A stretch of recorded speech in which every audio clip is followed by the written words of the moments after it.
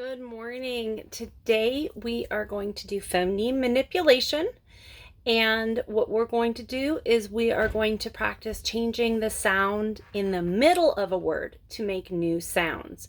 So the beginning of the word and the end of the word will not change. So you want to keep those sounds in your head, and we're just going to be switching out the center. So we're going to start with the word bed. Say bed. Now stretch it out. B-e-d.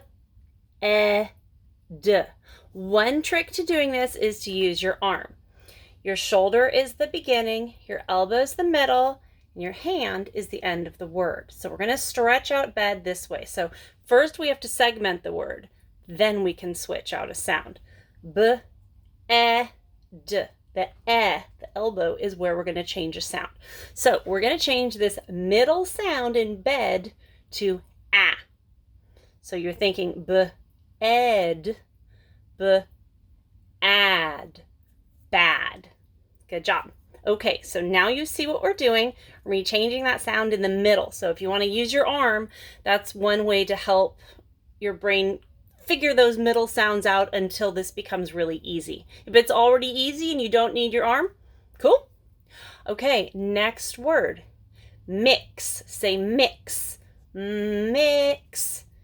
It was our middle sound. So now we're going to turn the middle sound in mix, and we're going to change it to ah. Try it. Change the middle sound of mix to ah. Max. Max. Good job. Next word, hen. Change the middle sound of hen to an N. Hun. Very good. Hun. Next word. Take the word spoon. Spoon. This one's a little bit trickier, a little bit longer word. Spoon. Now change the middle sound in spoon to I. Spine. Very good. Let's just do one more word.